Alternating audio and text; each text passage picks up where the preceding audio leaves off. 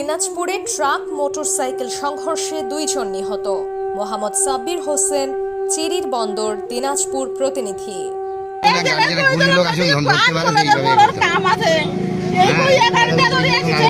আপনি কে হয়?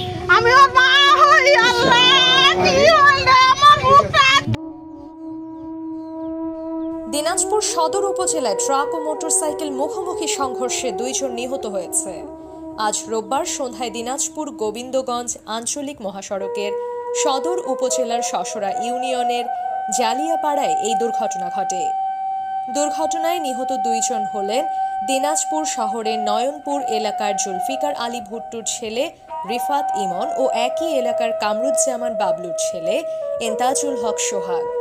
স্থানীয়রা জানায়, দিনাজপুর মহাসড়কের জালিয়াপাড়া এলাকায় ফুলবাড়ি থেকে দিনাজপুরগামী একটি দ্রুতগতি ট্রাকের সঙ্গে বিপরীত দিক থেকে আসা একটি মোটরসাইকেলের সংঘর্ষ হয়। এ সময় ট্রাকের ধাক্কায় মোটরসাইকেলটি দুমড়ে মুচড়ে যায়। দুর্ঘটনায় মোটরসাইকেল চালক ইমন ঘটনাস্থলেই নিহত হন।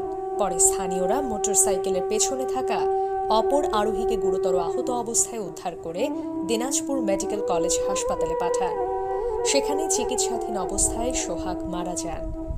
দিনাজপুর কোতোয়ালি থানার পরিদর্শক মনিরুজ্জামান বলেন, নিহতদের পরিবারের সদস্যরা ঘটনাস্থলে এসে মরদেহ দুটি শনাক্ত করেছেন। আইনানুগ প্রক্রিয়া ও প্রয়োজনীয় কাগজপত্র সম্পন্ন করার পর মরদেহ দুটি পরিবারের কাছে হস্তান্তর করা হবে।